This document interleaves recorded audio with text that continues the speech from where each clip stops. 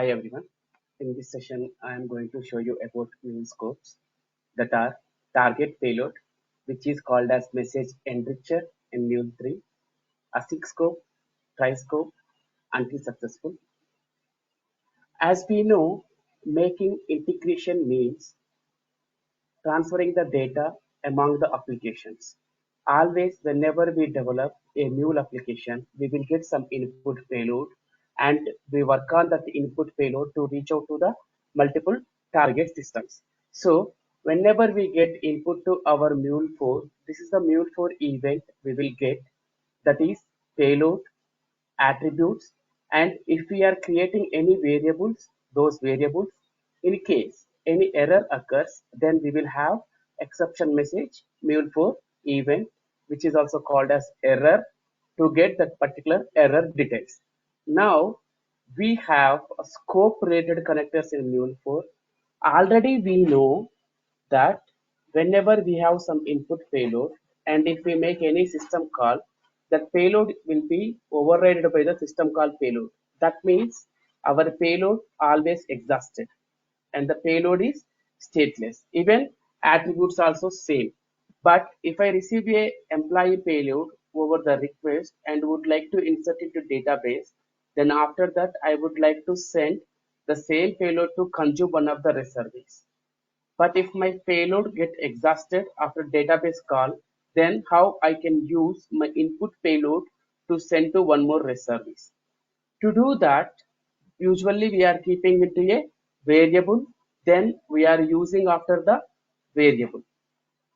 We have several scopes which will helpful to us to maintain our payload as is, even though we make the system calls. So we will see that now. And also we have scope related connectors in our Mule palette. Whenever we use scope related connectors, how we can efficiently maintain our payload, we will see now. I am going to discuss about these many scopes. Those are target, payload, async, try until successful in this session. In next session, I will discuss about the remaining scopes that are for each batch, cache, and context level scope using object store. Let's get started. To save time of the session, I have developed a flow which we already did this in previous session, that is inserting employee to the database. I have database table called employee master and I am inserting the database record into this database table using MuleFlow. This is the logic for that. The logic is simple. I just put a logger saying that started scope demo flow, and whatever the payload I am getting, I am saving into a variable. Then I am making a database entry to the database. So in insert records the database session, I have got some comments that people are facing some error while providing this input. Make sure you will be clicking on this effects. If you don't click on this effects, we need to provide this as square bracket in the beginning and in the end. But the good practice is don't keep these square brackets manually. Always click FX. See, that has automatically removed. The advantage with FX is we can able to navigate to the transform message here, and we can do the transform message log here by preparing inbound and outbound metadata, which will again will populate into our database connector level input section. Then after this, I am just printing the payload in the logger. So according to this flow, already we know I will get the input over here over the request, and I am setting that input to a variable. Once I make the database call, then I will lose my original payload. Then after that, I will not have my original payload to use that in further level. Assume I would like to call a REST service here and would like to pass the same JSON payload to the target system. Then how I can keep hold of my original payload? By setting it to a variable. We have saw all these in our previous sessions. Apart from these, how we can manage our original payload without setting it to a variable? We will see that now. We can use one of the scope called target payload to do that. Target payload. How we can do that we will see, but before that let me show you happy path scenario and how our payload is getting exhausted after database insertion. Let's see. I have already deployed this. Let's go here. Let me give employee ID as 104 and employee name as FSD4. Click on send. I am running in debugging mode. Yes. Now, if you see, I have got these many over the request. These are expected. What are expected? Already we know the message structure, what it contains. It contains the input payload and attributes. Then if I create any variables, those variables. If and only if exception occurs, then error event. So on the request, what we will get? Payload, attributes, and variables get initialized if we need it, then error. Let's see the same here. If you see here, we have got attributes. That means over the input request, always we will get the attributes and payload. This is the payload that we send. In attributes, we can see what are all we have. These are the default attributes always get populated. The method I am using, the listener path that has configured, and the host that the application is running. Did I send any query parameters? No. So this way we will get the default attributes. If I send path parameters, query parameters, or any headers, I will get in the attributes. So far I have not initialized any variable, that's why this var section is empty. Now click on next. We need to remember few connectors never change our payload. That is like logger. The logger is not a system call. System call means if you are making some call or if you are doing some transformation which will get some data. Does logger getting some data for us? No. That means the payload will not be overridden. The set variable will get some data for us from somewhere? No. That means this connector also will not override our payload. But coming to the insert, yes, it will make the database connector insert operation. According to the insert operation, the database connector will respond back as result set. So in insert case, we will get the result set as number of records get inserted in the database. I am inserting one record, so I will get result set as 1. That will override our actual payload. See now, I have attributes, payload, and the variable that I have created. If I click on next, this all will be exhausted. And the payload will be overridden with the new payload that we get from the database, and these variables will be always available. Click on next. Now you can see I have lost attributes, but suppose I want attributes after this database call. How I can keep those? Again, I need to set required attributes into a variable. Then I can maintain the variables and I can use the variables among the flow. If you see the variable, this has not exhausted. Variable scope in the flow is alive until the flow execution completes. That is the scope of the variable related to a flow. So we are discussing about scopes now. The variable scope is available until the flow execution completes. Remember it. Okay. Now click on next. As we discussed, I would like to send same JSON payload to another REST service after the database call.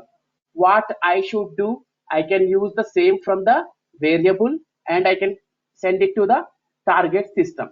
What are the other ways we have apart from the setting data into variable? That is, we can use target payload, nothing but message enricher in Mule 3. So let's work with target payload first. So if you see here, insert operation, before this, we have our payload alive, right? And here, whatever the data we are getting from the database, if we set this data into a variable, then the outcome of this database call, the payload will go to that particular variable and our payload will be continued as is. To do that, click on the system connector, whatever it be. It would be a database call or any other system connector, or SOAP consumer or REST consumer.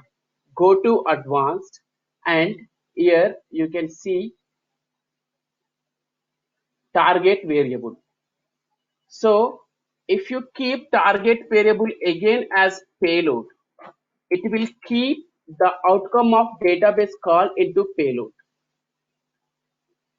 Or if you make this as var dot emp records, save it. Now then this payload will be injected to this variable. That means the database outcome we are injecting into a variable. Now we are not injecting into the payload. By default it injected into the payload, but now we change it to variable so that our payload will not be overridden, because we are not allowing this database connector to override our actual payload, because we are injecting our database payload, whatever we get, into a variable. Let's see that now.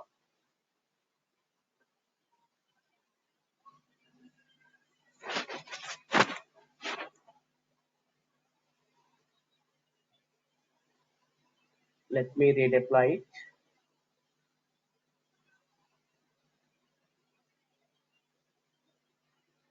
So whenever we do some development, you are making some database call, or you are making some SOAP consumer or some REST consumer, don't create one more variable after the database call to keep the payload of it. Internally, the connector itself as a feature called target payload. So we can inject our payload into particular variable in the connector level itself. That will reduce space complexity of the XML.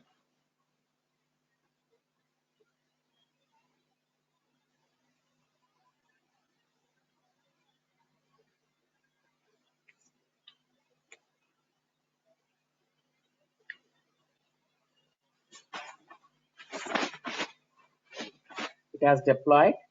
Let me make the request. Request came. Next,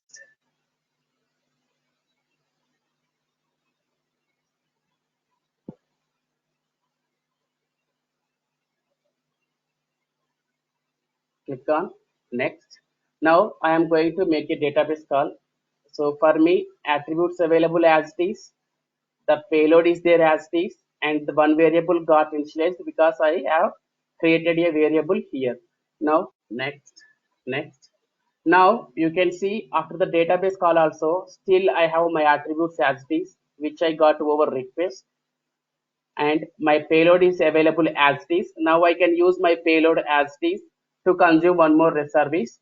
And if you see the variables, previously we have one before the database call. Now we have variables two. One is employee payload and one more is vars.emp records. I think we don't need vars dot, we only need the variable name. Let me remove that. So here in the advanced section, it would be fine to keep variable name because it is a target variable. I need not to say again var star. Simply I can keep the key so that this will be maintained. Save. Let it redeploy.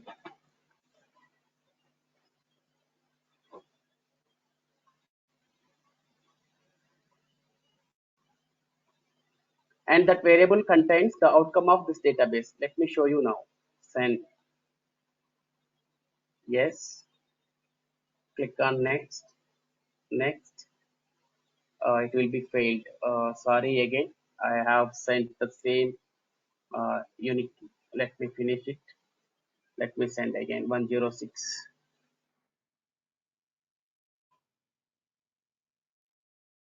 Click on send. Click on next. Next. So Next, now we can see in the variable we have got the result set object as a result set. That's okay. And we have employee payload in the variable. Now I have my payload as it is. We can use it. So this is about a target payload. And also I would like to tell you about the target payload at flow reference level. That means in flow and subflow level, between the flow and subflow level. If you see, this is one flow I have. Now I would like to make this database call to subflow. To do that, we can right click on the connector, extract to subflow, and I can give insert employee subflow.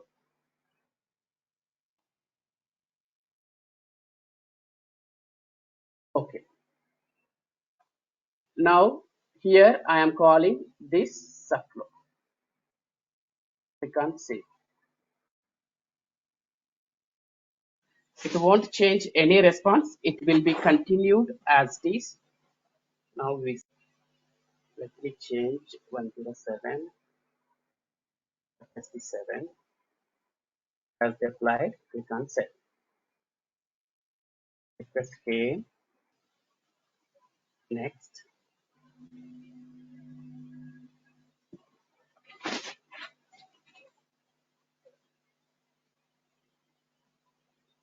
Click on next. So before flow reference, I have my attributes and payload as this. Click on next. Still I have as this. Click on next. Click on next. That means with respect to the flow reference also it is working as this. Now let me remove the variable here which we are assigning the payload to a variable.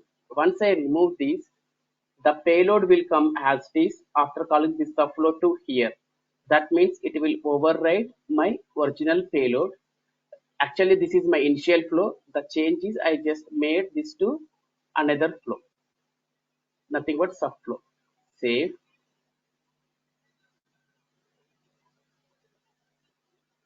Because I would like to show you the target payload with respect to the flow reference. Even though you can make any number of system calls here, still you want a payload after this. How we will do that? Click on send. Next.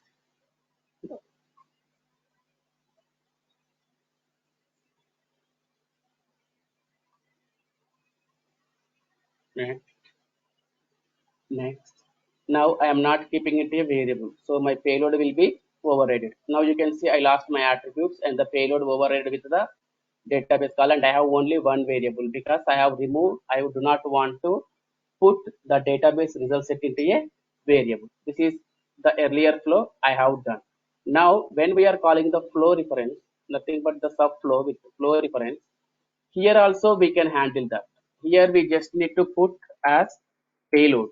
So that whatever the payload we have before calling the subflow through flow reference, that will come outcome of this. Let's save it. This is one of the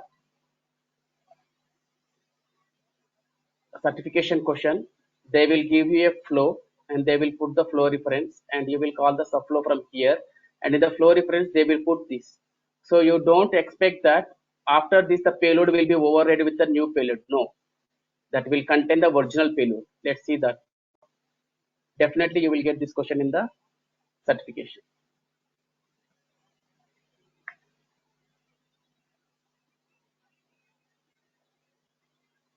I hope it deployed.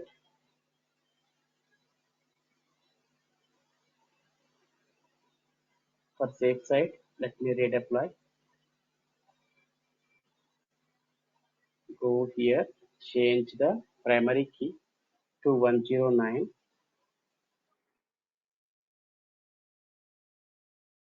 Let me see records once. Okay, I have 108, next 109.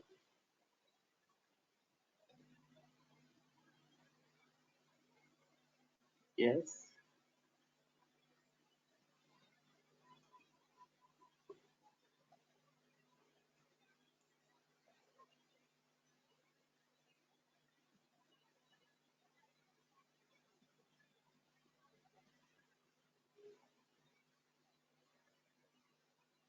Go here, make the request.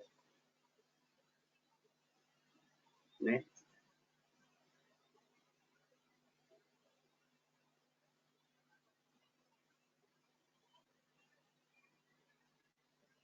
next. Now I have my payload as this. In previously, we do not have like after the flow reference, this original payload we lost, but now we can see. Next, next. Now you see the my payload is available as this. You can get a confusion when I call your flow reference a database call. Anyway, it is updating my payload. But in the flow reference, you are strictly saying that the payload should be the current payload when you are calling this. That is the reason you are able to keep your payload alive after the flow reference also. Okay, don't forget, you will get a certification question on this, and don't keep the answer as database outcome. You will get the your original payload as the outcome of the flow reference. Nothing but the payload will not be overridden. This is about target payload scope. Next we have is async scope. What is async scope? Async scope is one which we already discussed about this in 7th session. We use async scope to call a subflow asynchronously. What async scope will do? To execute a subset of event processor, we use async scope. What is event processor? Basically, whatever we have left side to these dots is called as event source, which will use to or which will allow us to trigger event processor logic. Whatever logic we write here is event processor. Async scope always executes the logic inside it asynchronously. Means it will be executed parallelly along with the your flow execution. Let me take the async here. Inside async, let me put one logger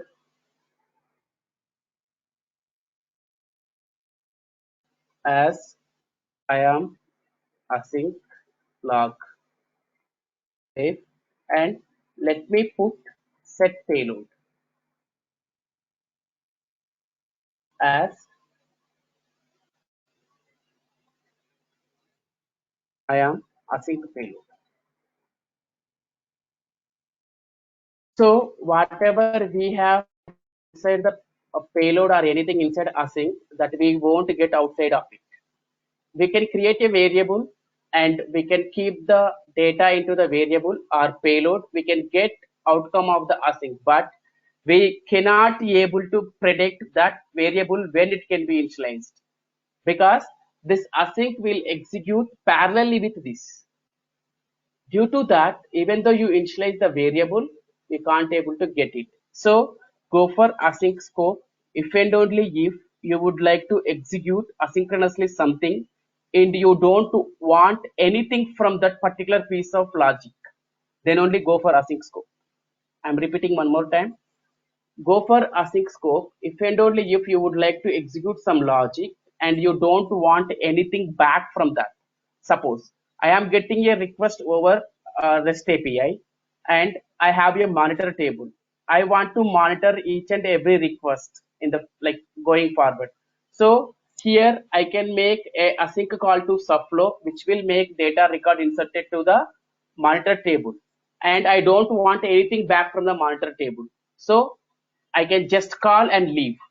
That will be executed parallelly along with this flow. In that cases only go for async scope.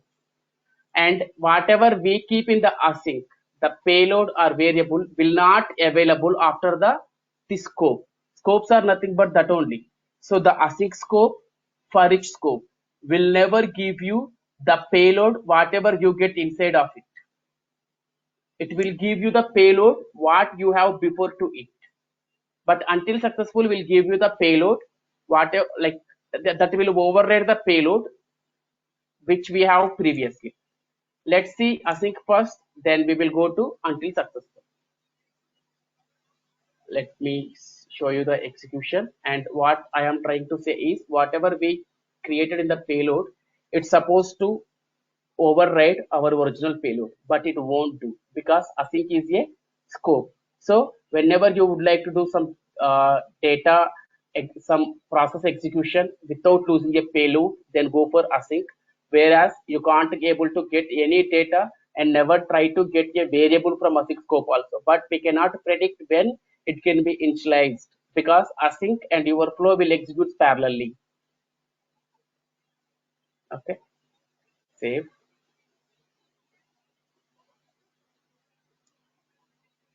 Let me change it to 110.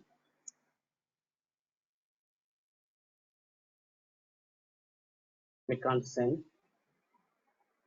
Yes. Now I have original payload 110 FSD10 and attributes. Click on next. Now we have an async. It won't go inside. It will create a thread and the thread will execute in another parallelly and this flow will execute parallelly. Next. Now you see it came on variable. Now it has created the thread. It will go to the async and it will execute parallelly. See, it has executed this logger and it came again here. That means these both are executing parallelly. If you create a variable and try to use here, it has not initialized data. How you can use it? So never ever create any variable. And you see, after async also, we have our original payload as it is. Click on next. I am executing set payload and does the payload has changed? What I did, what I put in the async scope, I put the payload as I am async payload. But if you see the payload we have at the end of the flow is also our initial payload. That means async scope never changes our payload. The scope of payload inside async is stateless. It will never overwrite. Okay, that is about async scope. We are done with async. Next, we will see about try, then we will go for until successful. In error handling session, I have already discussed about try scope. Okay, let me explain how it works with try.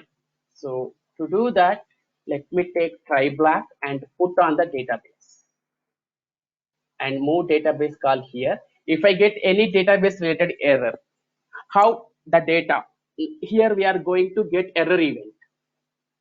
How we can handle that? Basically, even though error comes here, if you would like to continue your flow, still this is not a mandatory call. Then we usually use on error continue. This we have discussed in depth in error handling sessions. If you are new to this session, I would suggest to see session 7 and error handling sessions before coming here. Then let me put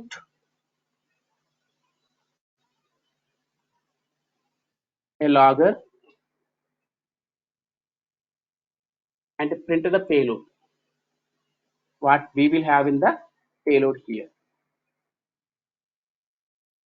And also let me create a variable to tell you the scope. So if we create a variable inside on error continue, will it available or not? Let me got error flagged as true. Save. Now, as I'm using on error continue, even though error comes here, we are neglecting it and we will go forward. And in similar way, let me have some error handling here. Let me use on error propagate because I would like to propagate the error back, saying that the error occurred. Let me take the type as all, any. Don't confuse, please watch error handling session 25, 26, 27 if you new to this session. Then let me put a logger to just print the payload. So what will happen with try scope, try error handling scope? Do you really able to maintain your error event with respect to the on error continue? Let's see that now. So to get error on database level, I am going to stop my server. so that this won't able to connect to the my server. Let me do that. To stop MySQL server, go to services. Before that, let me show you here. Now my database server is running. I can able to fetch the data successfully. Now let me stop my server. Go to MySQL and stop it.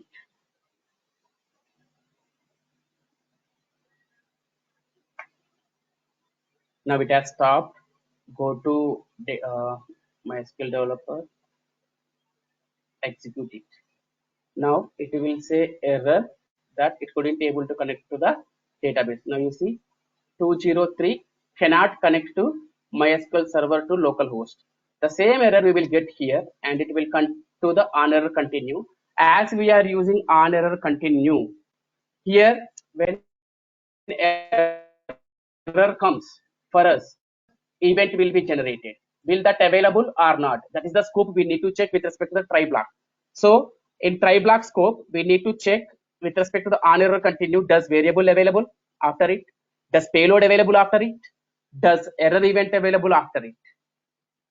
How it behaves with respect to try scope. Let me, even though not required, but still, let me change, because anyway it won't going to connect to the database. Click on send, click the scale, next, next, next. Don't worry about async, we already discussed. Now it came here, so it is unable to connect to the database. So now you see we have got new thing here, new event, that is error. So far we do not see that, and inside the error you can able to see the description as could not obtain connection from the data source, detailed description, and you can see some exception, and inside exception these many things. So whenever a error comes here, you are this error came in the subflow, you need this detail in the main flow. If you use on error continue, it will take it as a success scenario and it will continue. Then you will lose your error. Whenever you use on error continue, you will be losing your error event. You click on next. I am initializing a variable in on error continue, and now you can see two variables got error initialized to true. Click on next. Now you can see the variable is available from the try scope. No, it has gone, right? Where is it? Got error true, because I'm using on error continue. With respect to the try scope, on error continue, we couldn't be able to get the payload. We couldn't be able to get the variable we initialized this header scope, and even we couldn't be able to get the payload also. Now you can see the error has gone. So with respect to the, so let me explain from beginning. With respect to target payload, we will be able to hold our original payload. That looks good. With respect to the async scope, never ever go for initializing any variable payload, not at all. And coming to the try, even though you initialize anything, you will be losing error, payload, and variable. With respect to the on error continue and how it behaves with on error propagate, let's see now. Let me have toggle breakpoint here too. When on error propagate we do, it will be errored out and it will come to the main error handling, because we do not want to continue that, we wanted to propagate. Now let me change this to on error propagate. So if you are working with scope, nothing but you just need to know how the variable can be maintained, how the payload can be maintained, how error can be maintained. That's it. Because we need data which can be flowed or which can be maintained among the flow. Drag and drop on error propagate. Let me put variable and logger here. Let me delete the this save.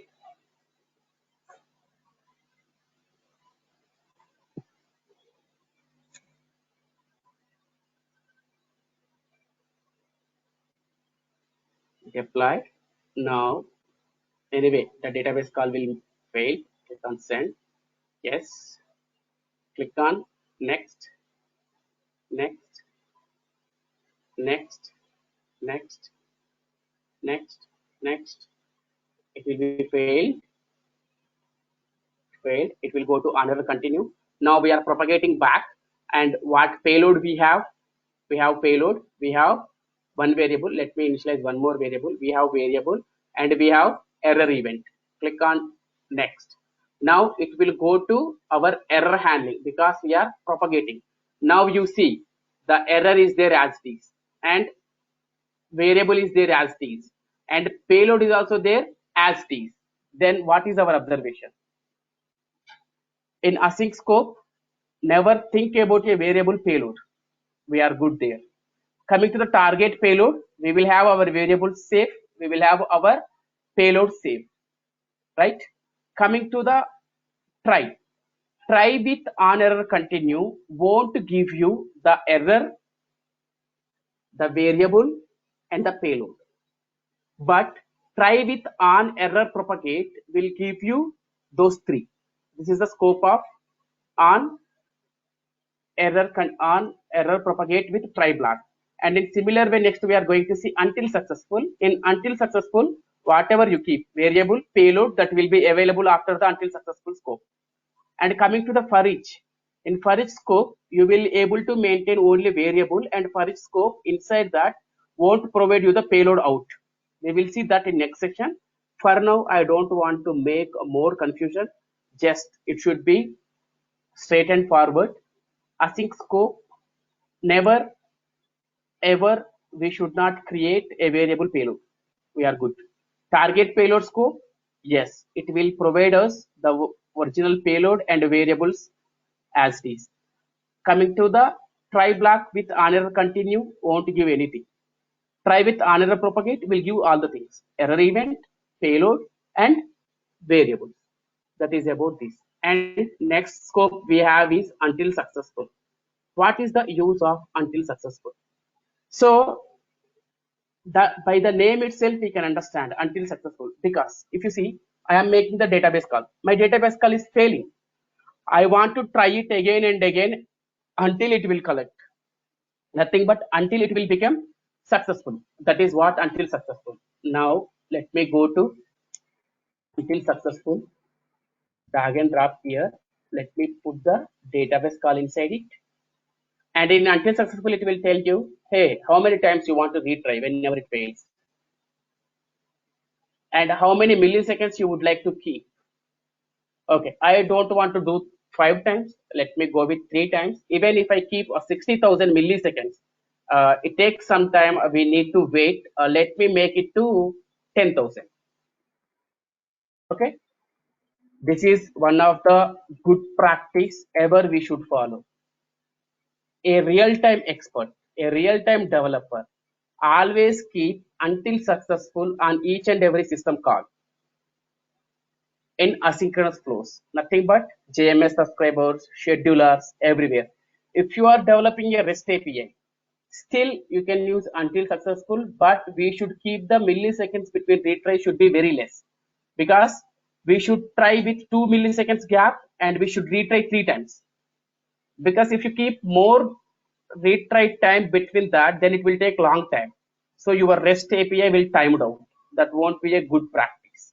You can retry. If the connection is not available, we can retry 3 times. Any chance it can be connected, then your flow will be go well. If not, we will raise an error and we will provide user-friendly message to the user. Coming to the JMS subscribers, schedulers, nothing but which will run without human intervention or without any client intervention. At the time, we can keep good amount of milliseconds between retries. 1 minute we can keep, no problem. But when we develop a REST API, it is a request reply pattern. So that is the reason we should not make wait of client for long time. So because we will see HTTP response timeout errors, and the people think the API is not performing well if it takes more time. Assume you are browsing a window, you are trying to log into the Facebook. You provided username password, it can't log in, and assume Facebook database is down. And if they try once and if they respond back, hey, internal server error, That doesn't make sense. But if they keep until successful on top of the database, and if they at least try for 3 times, in the first attempt not connected, the second attempt not connected, in the third attempt, oh, it connected, fine, you get the success results. If still not connected, you will get the response. But how much response time we should be maintained? That's the reason just put 1 millisecond or 2 milliseconds. That's it. Even we still try to 3 times, but with less time milliseconds gap. So user immediately notified with the response. That's the good practice. Okay. Now I am going to try 3 times, and I put the 10,000 milliseconds. Let me save and go and make the request. And also let me do one thing. From the until successful, we will be able to get the variable and the payload or not. We will see in the next iteration. For now, we will see how we retries 3 times. Send. Yes. Next. Next. Next. Next. Next. Now database call will be failed. See, it is going first time. So at first it is a normal call. How it goes with life cycle? It has failed.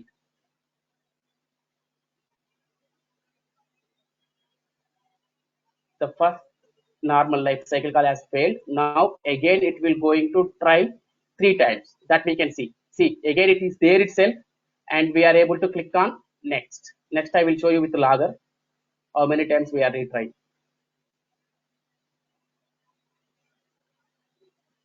We are trying next time. It will wait us until 10,000 milliseconds. Again came next, second time, and we are going to have one more time.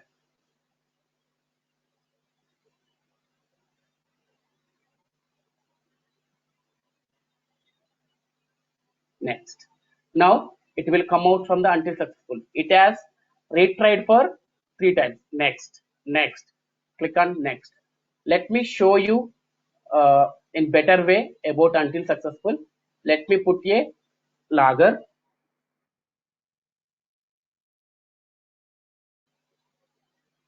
as some value. I am until successful. Okay. And let me, okay, let's see this now. Again, execution. Because until successful should give us the payload as a outcome. If it doesn't give, then we cannot able to keep the until successful for all the system calls, right? The purpose of until successful is just to retry until it gets successful. Click on send. Yes. Next, next, next, next, next, next. Now you can see it will be failed in the database call. This is the first call which go with the life cycle of the flow. That means until successful has not utilized so far. Click on next.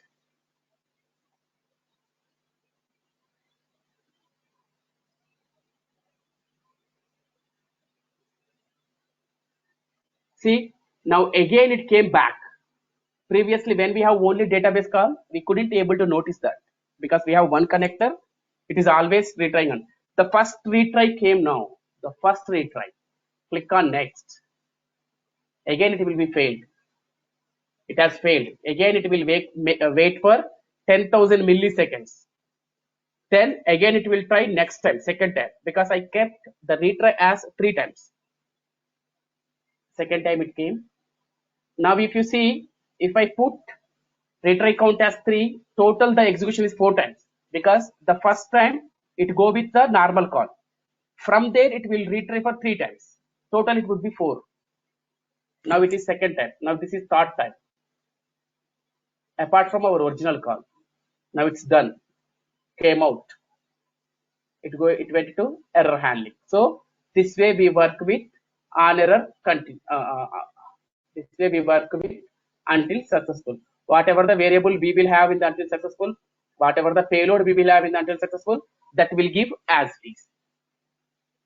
We are done with session. Let me summarize one more time with the scopes.